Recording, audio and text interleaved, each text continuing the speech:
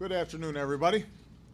I want to thank Secretary Johnson, Deputy Secretary Mayorkas, and the dedicated public servants of the Department of Homeland Security for welcoming me here today.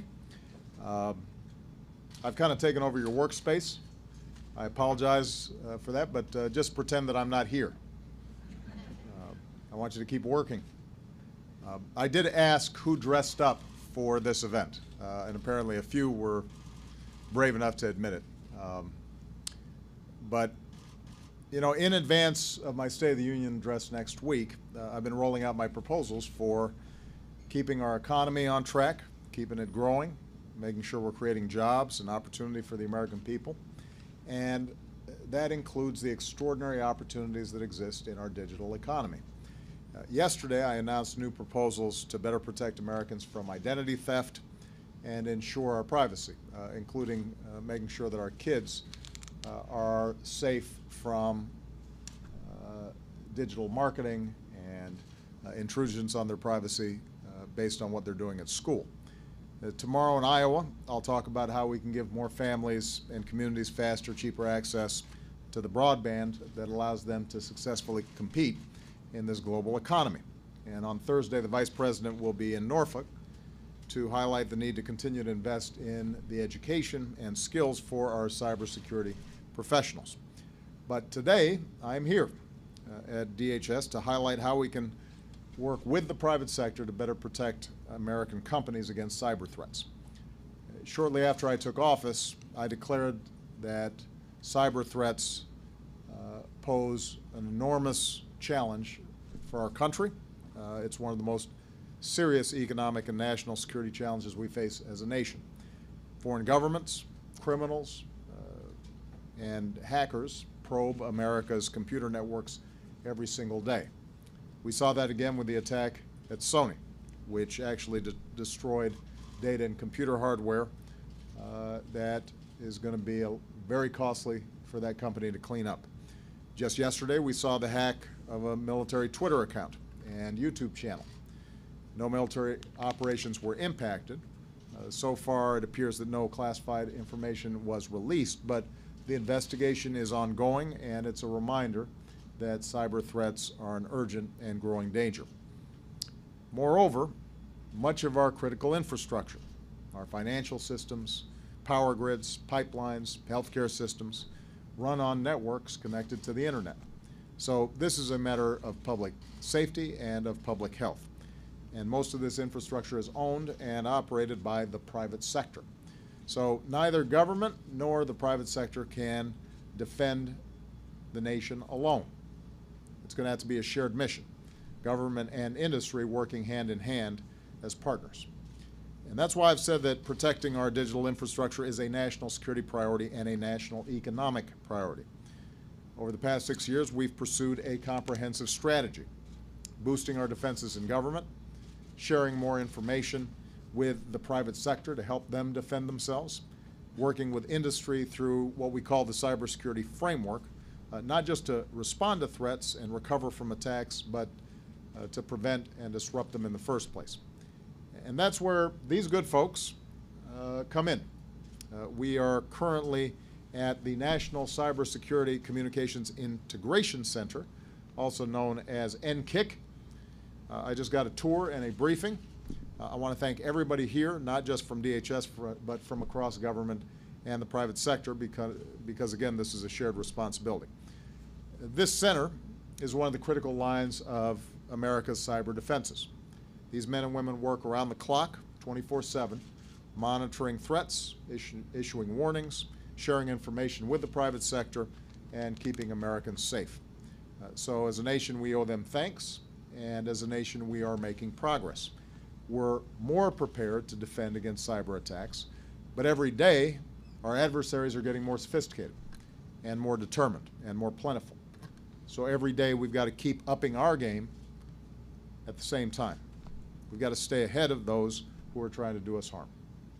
Now, the problem is that government and the private sector are still not always working as closely together as we should. Sometimes it's still too hard for government to share threat information with companies.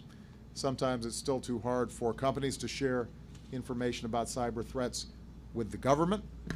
There are legal issues involved and liability issues. Sometimes companies are reluctant to reveal their vulnerabilities or admit publicly that they have been hacked. At the same time, the American people have a legitimate interest in making sure the government is not potentially abusing information that it's received from the private sector. So all of us, government and industry, are going to have to keep doing better.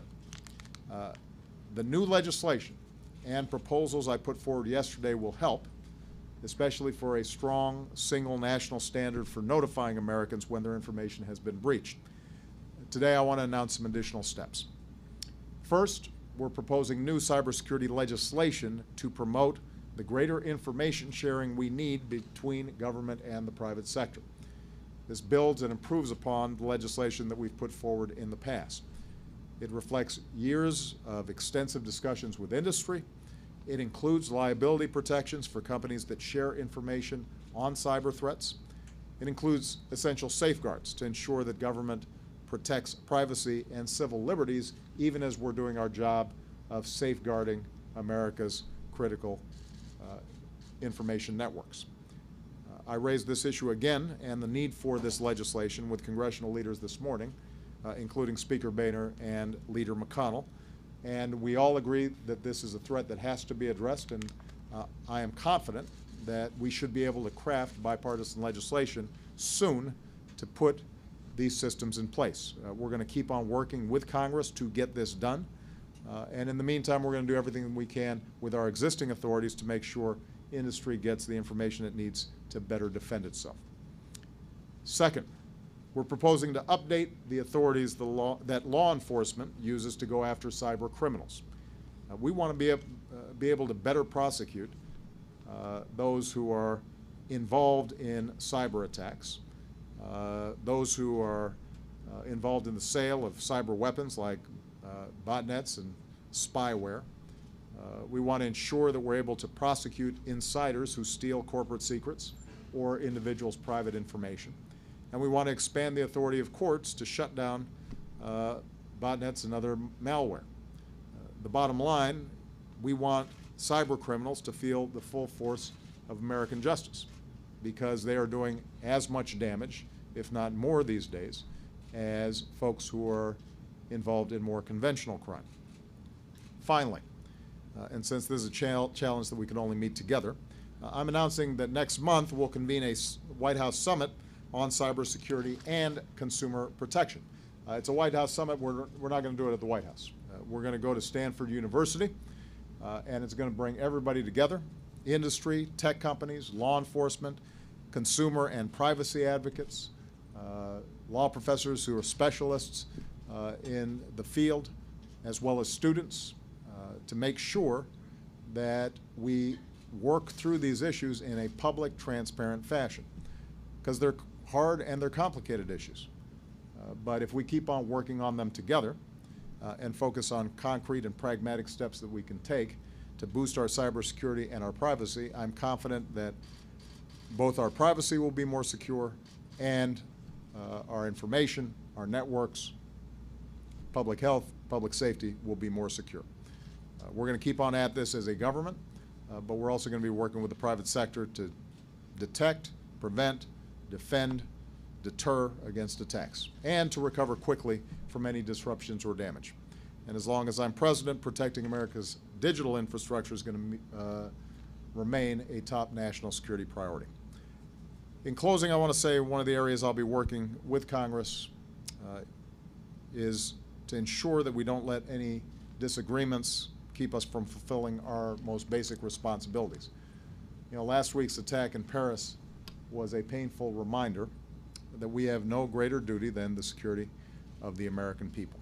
And our national security should never be subject to partisan political games. Congress needs to fully fund our Department of Homeland Security without delay, so that the dedicated public servants working here can operate with the certainty and confidence they need to keep the American people safe. And that's true across the board in the Department of Homeland Security. So again, I want to thank Jay and Deputy Secretary Mayorkas and everybody here at NCIC and DHS for the great job you are doing. You are helping to keep the nation safe and secure. And with that, we're going to get it out of here so you can get back to work. Who knows what's been happening while you've been paying attention to me? All right. Thank you very much, everybody.